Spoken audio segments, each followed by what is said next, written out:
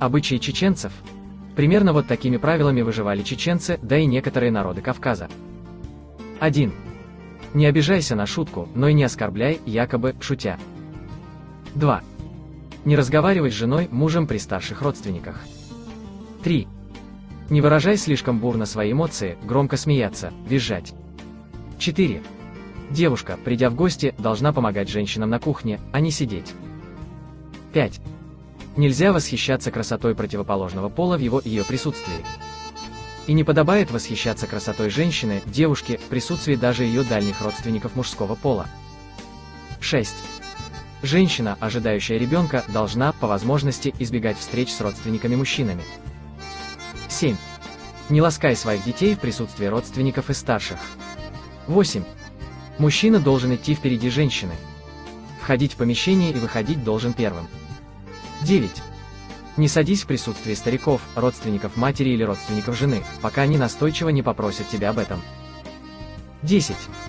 Сноха встает раньше всех и ложится позже всех. 11. Не перечь старшему, если даже ты считаешь, что он не прав. 12. Будь немногословен.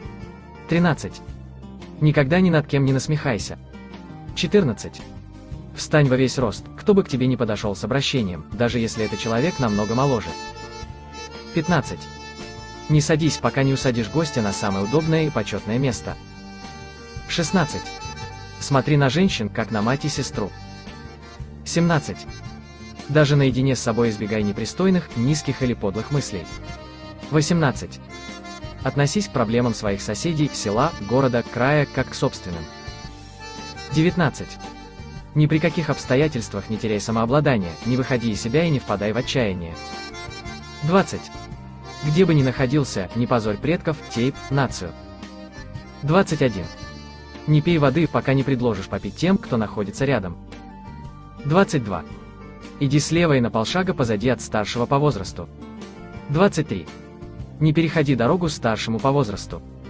24. Никогда не перебивай говорящего. 25.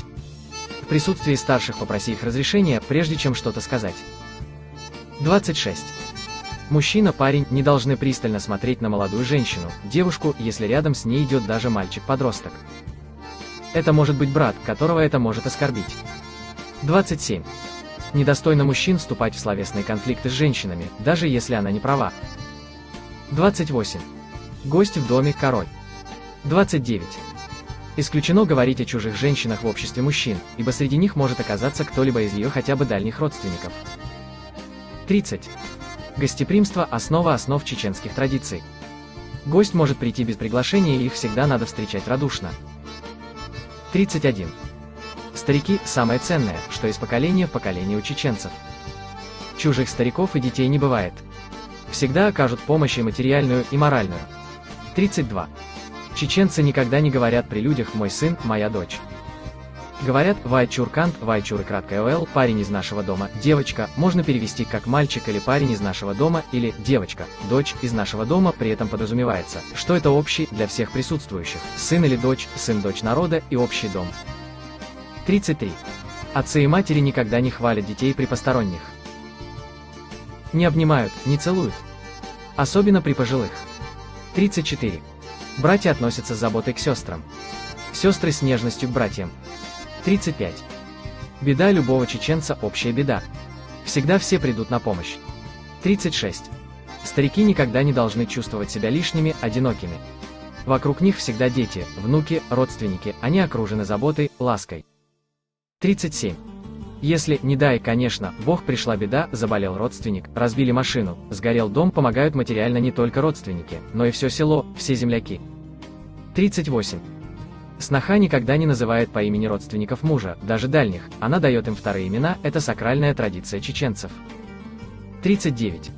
Молодой жених некоторое время не показывается на глаза пожилым родственникам-мужчинам. 40. Зять никогда не ведет себя по-небратски с родственниками жены, даже с самыми юными, всегда соблюдая некоторую субординацию и выказывая уважение. 41. Когда приходит человек с каким-то делом, его сначала пригласят за стол, накормят, а потом выслушают. 42. Мальчики и девочки в доме друзей или подруг считаются сыновьями и дочерьми. 44. Любой пожилой человек может деликатно сделать замечание или дать совет чужому сыну, если считает, что молодой человек допустил оплошность. При этом с ним не будут пререкаться. 45. Каждый из родственников пытается помочь сиротам, оставшимся без отца, давая по мере возможности денег. 46. Чеченец, даже самый юный, знает, что его поступки – это не только его имя, но и имя семьи, рода и народа.